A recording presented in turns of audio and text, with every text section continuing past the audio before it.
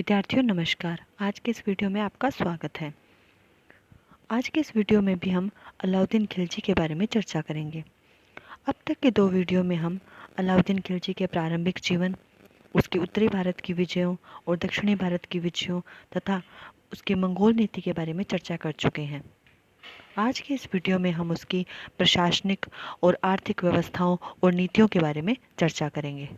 सबसे पहले हम बात करते हैं अलाउद्दीन खिलजी के राजत्व सिद्धांत की।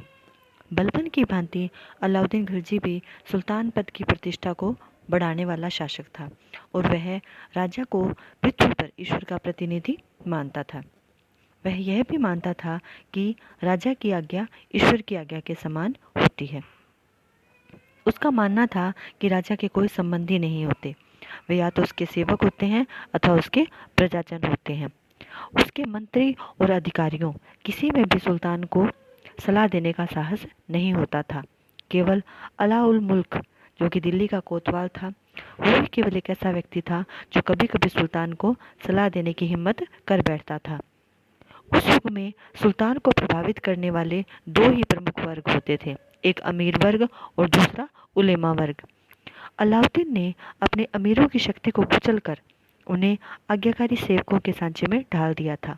वह अपनी इच्छा के अनुसार ही उनकी नियुक्ति, पदोन्नति और उन्हें पद से हटा देता था। जहाँ तक उलेमा वर्ग का संबंध था, उसने अपनी सत्ता को बनाए रखने अथवा शासन सुधारों को लागू करने में न तो इस्लाम धर्म का और न ही उलेमाओं का सहारा लिया था।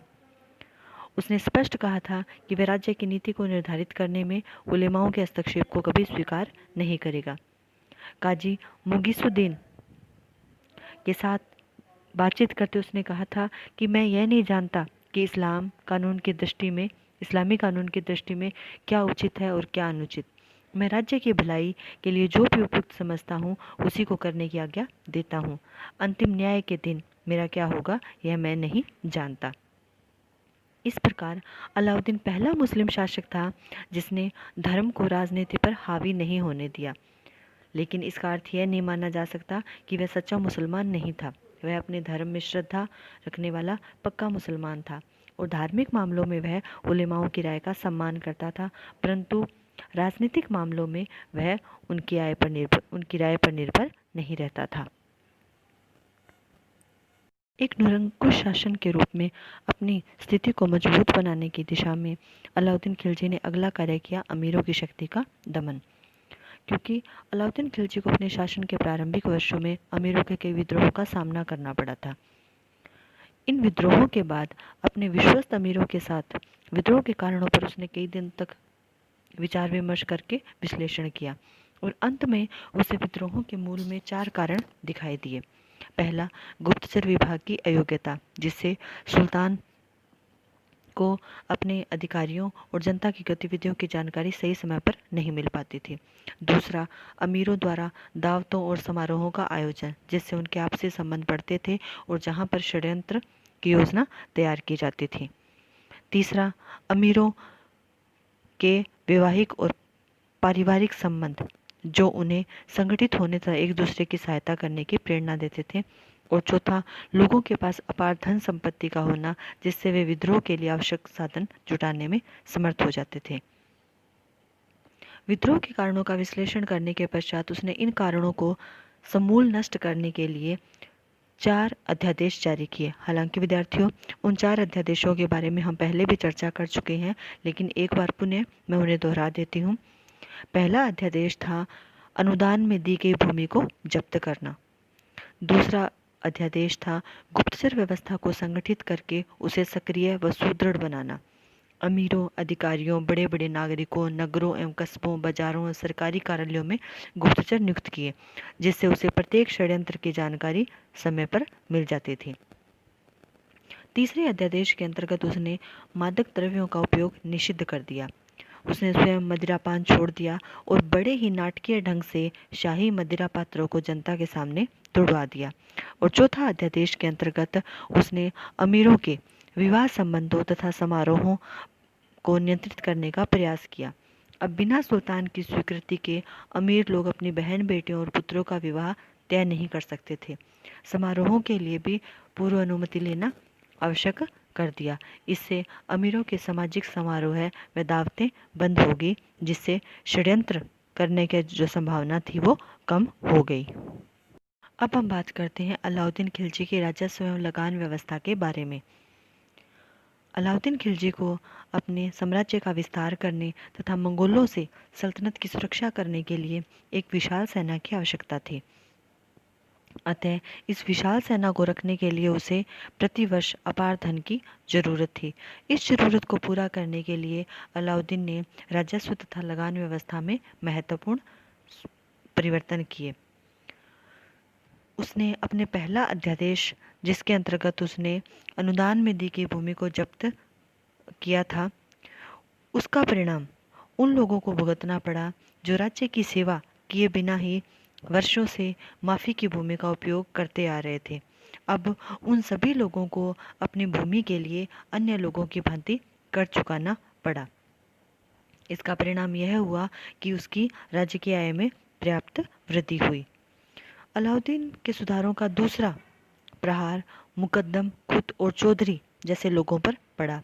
इनमें अधिकांश हिंदू थे और ये वंश परंपरा से लगान वसूल करके राजकोष में जमा करवाने का कार्य करते थे। परंतु अलाउद्दीन का विश्वास था कि ये लोग किसानों से जो भी कर वसूल करते हैं उसकी पूरी राशि राजकोष में जमा नहीं करते।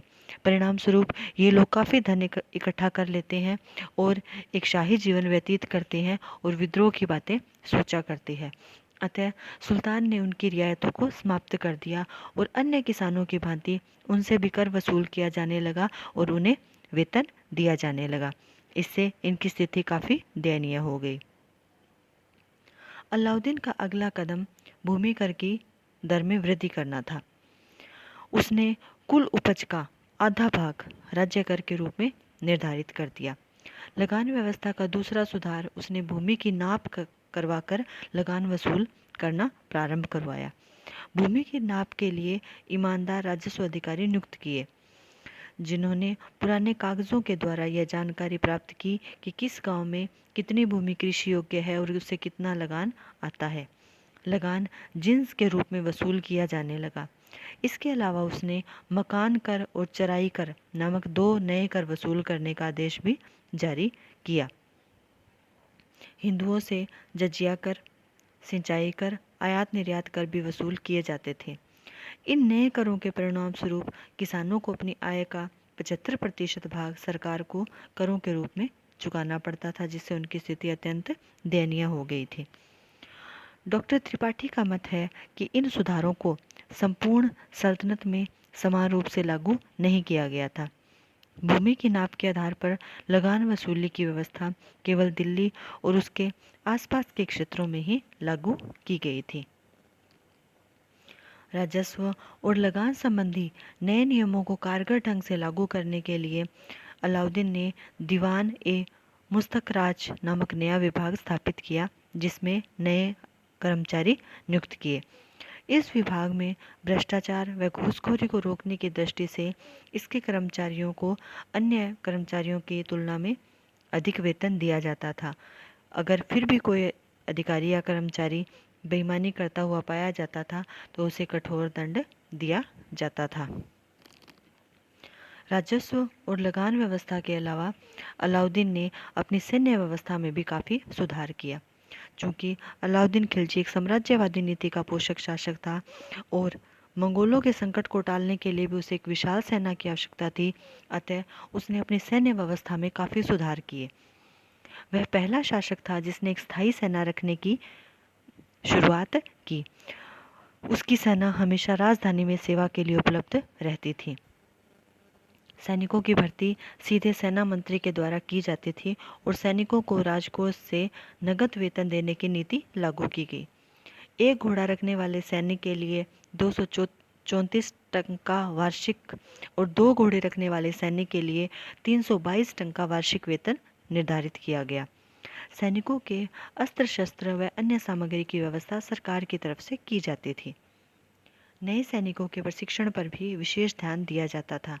उनकी पदोन्नति स्वयं सुल्तान करता था। अलाउद्दीन खिलजी ने ही दाग और हुलिया की प्रथा शुरू की थी। सेना के संगठन, साज सज्जा और अनुशासन पर अलाउद्दीन बहुत अधिक ध्यान देता था। फरिश्ता के अनुसार अलाउद्दीन की सेना में 4,75,000 घुड़सवार थे।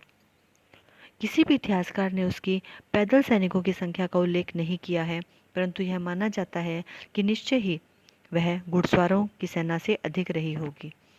मंगोलों की रोकथाम के लिए उसने नए दुर्ग बनवाए तथा पुराने दुर्गों की मरम्मत करवाई। अलाउद्दीन खिलजी ने जो भी शानदार सफलताएं प्राप्त की थी, उसके पीछे उसकी श्रेष्ठ सैन्य शक्ति ही थी। इससे स्पष्ट हो जाता है कि उसके इन सुधारों के फलस्वरूप सेना ने श्रेष्ठ स्थिति प्राप्त कर ली थी। सैन्य व्यवस्था के पश्चात अब हम बात करते हैं अलाउद्दीन खिलजी की बाजार व्यवस्था की। अलाउद्दीन खिलजी पहला सुल्तान था जिसने बाजार नियंत्रण की व्यवस्था प्रारंभ की थी। सुल्तान द्वारा लागू की गई बाजार व्यवस्था तथा मूल्य नियंत्रण की नीति के पीछे सुल्तान के उद्देश्यों को लेकर काफ़ी विवाद बना हुआ है। एक उद्देश्य यह बताया जाता है कि विशाल सेना रखने और सैनिकों को नगद वेतन देने से राजकोष पर भारी दबाव पड़ा, अतः सैनिकों के वेतन को कम वेतन दिया गया, परंतु कम वेतन में भी उनका जीवन आराम से गुजर सके, इसलिए उसने दैनिक उपयोग की सभी वस्तुओं के भाव निश्चित कर दिए। कुछ लोग इसका कारण सुल्तान का मानवीय उद्देश्य भी बताते हैं।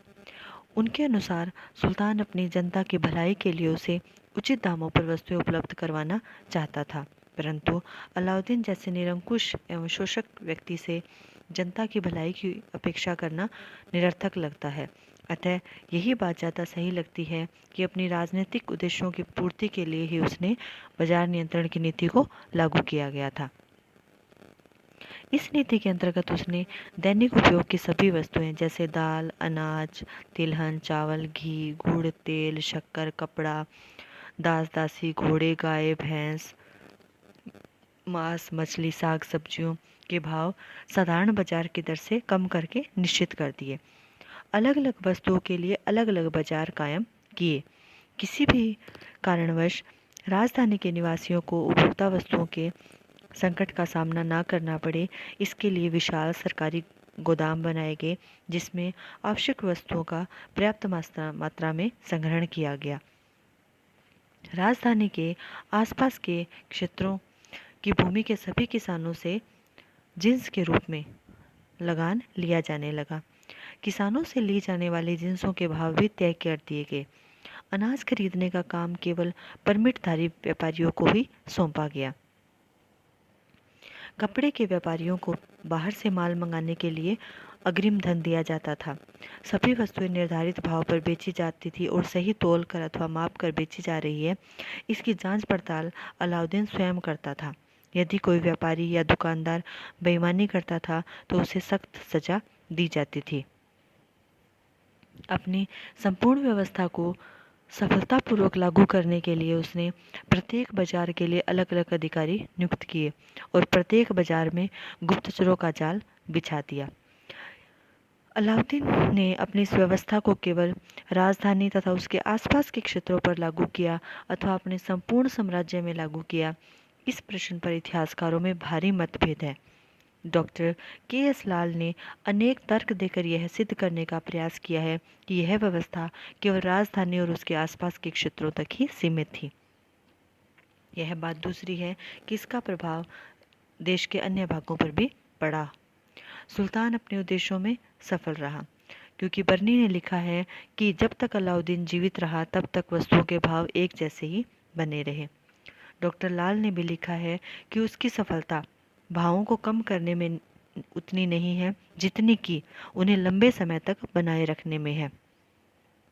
इस प्रकार उस समय की परिस्थितियों, मंगोलों के आक्रमणों और साम्राज्य विस्तार के लिए किए गए अभियानों को देखते हुए अलाउद्दीन की इस नीति का महत्व और अधिक बढ़ जाता है।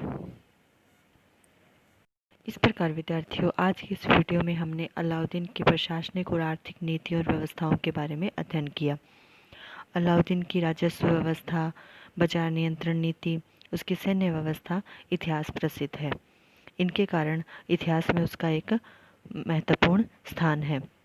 अनेक इतिहासकारों में इस बात पर मतभेद है कि उसकी इन नीतियों का जनता को कोई फायदा नहीं हुआ और केवल ये उसके लिए, उसके निरंकुश शासन के लिए लाभप्रद थी, और इनके कारण वह अपनी निरंकुश शासन व्यवस्था और एक विशाल साम्राज्य को लंबे समय तक बनाए रखने में कामयाब रहा।